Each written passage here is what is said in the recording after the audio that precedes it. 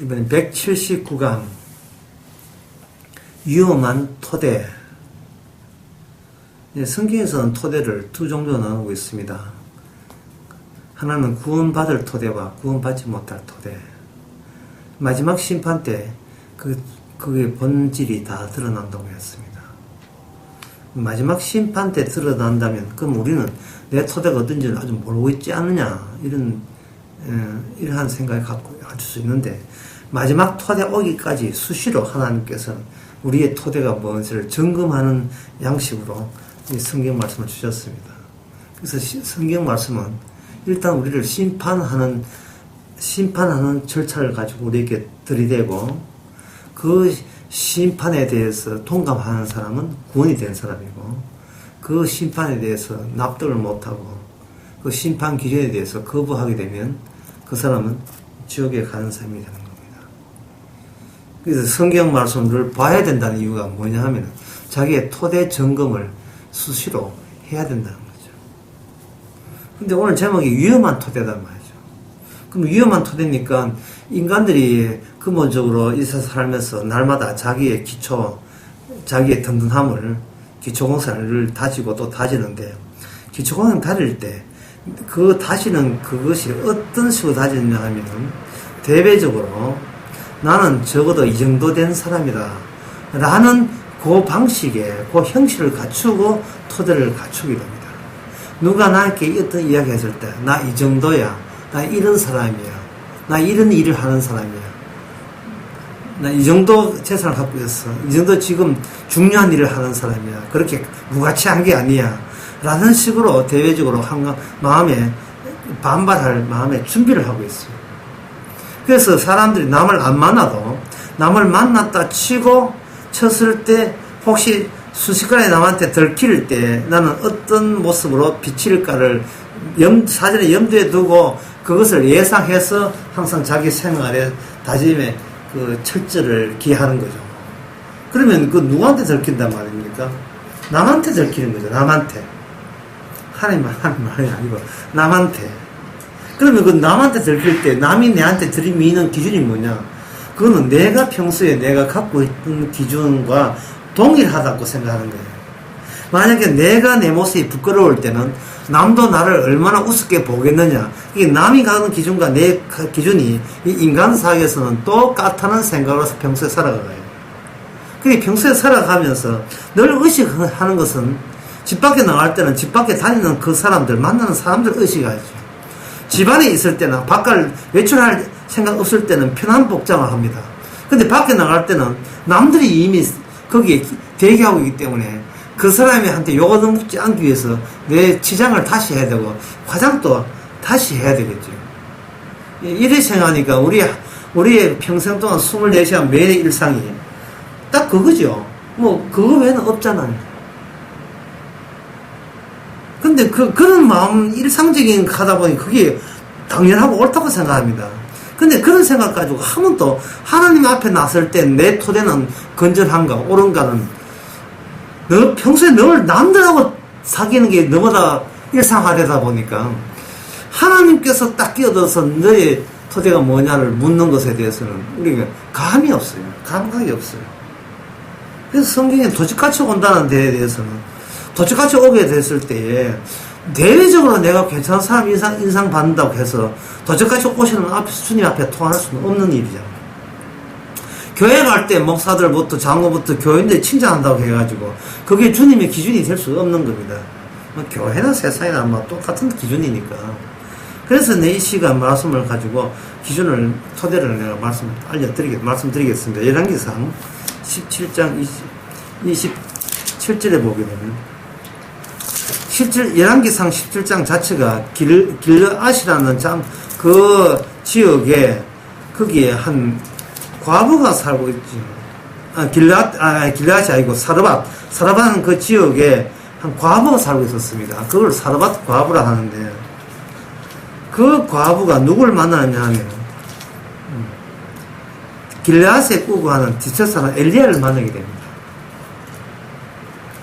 자, 방금 우리가 엘리야가 없는 입장에서는 그냥 남들 의식하면 살아가는 일상이죠. 그게 아니라 평소에 우리가 습관처럼 된 거예요.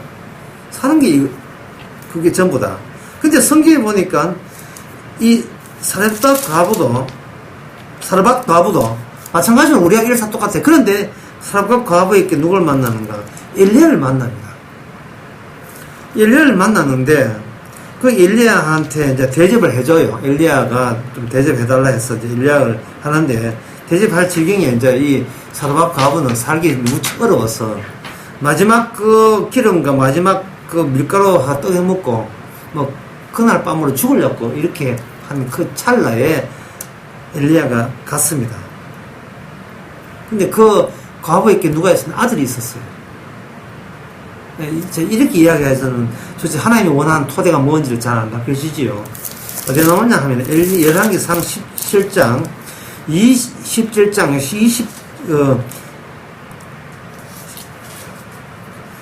21절 보겠습니다. 예, 19절을 보겠습니다. 그렇게 엘리야가 선지자가 그 사렙답 과부를 만나가지고 대접을 받았어요. 대접을 받았는데 대접 받을 때는 몰랐죠. 계속해서 밀가루통에 가루가 계속 넘쳐나고 기름통에 기름이 계속 넘쳐나는 혜택을 입었습니다. 그래서 이제 아이고 뭐 선지자 대접 잘하니까 이런 복을 받는구나 이렇게 생각했지요. 사렙답 과부의 입장에서 하나님이 원하는 토대는 선지자한테 잘 대접하면 되겠다. 뭐 요걸로 끝이겠지요. 그게 다인 줄 알았죠. 그런데 그게 다가 아니에요.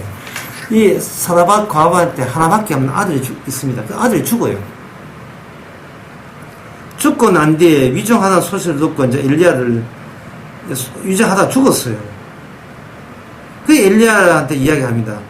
18절에 보면 엘리야가 따집니다.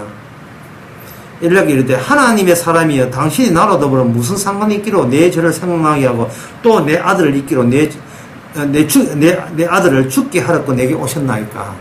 그래 이거는 뭐냐 하면은 그래 나 죄 많은 여인 맞습니다. 그래서 그거 알려줄 거 일부러 와서 내 아들 죽였습니까? 내가 그렇게 대접했는데 이 지금 항의하는 거예요.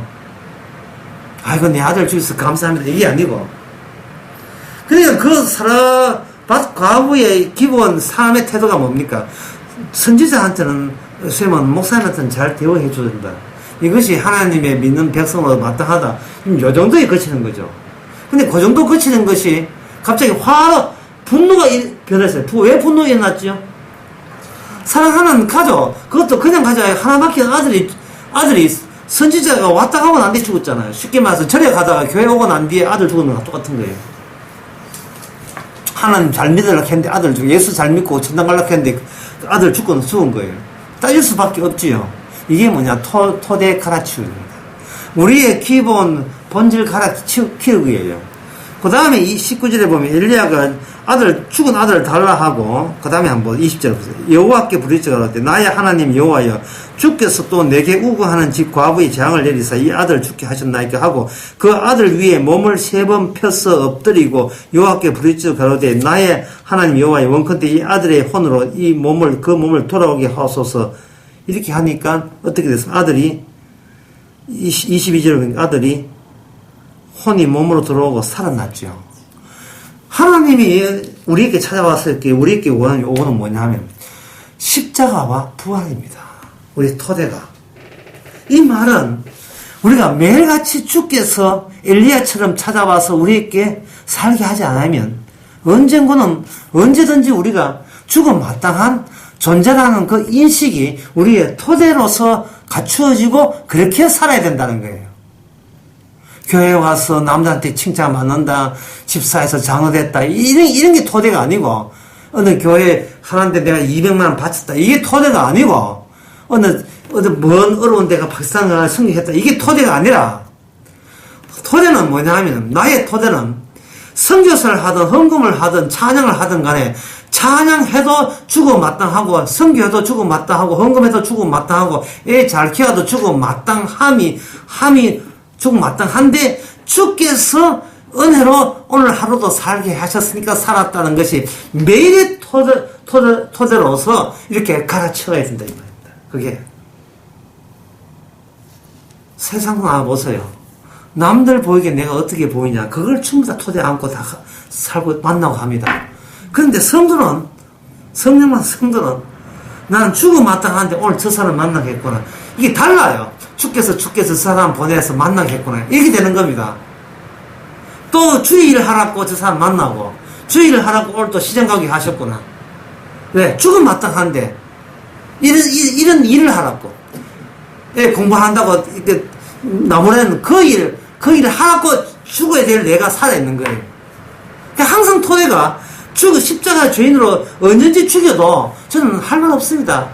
예, 그동안 살아온 것도 주의 뜻인데 내 힘으로 사는 게 아닙니다. 이것이 항상 새롭게 리필돼야 돼요. 갈아치우고 또 커피 먹으면 또 리필하듯이 늘 갈아치워야 될 그게 토대다 이 말이죠.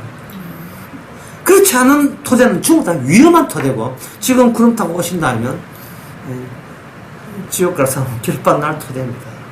세상 돈 받지 맙시다.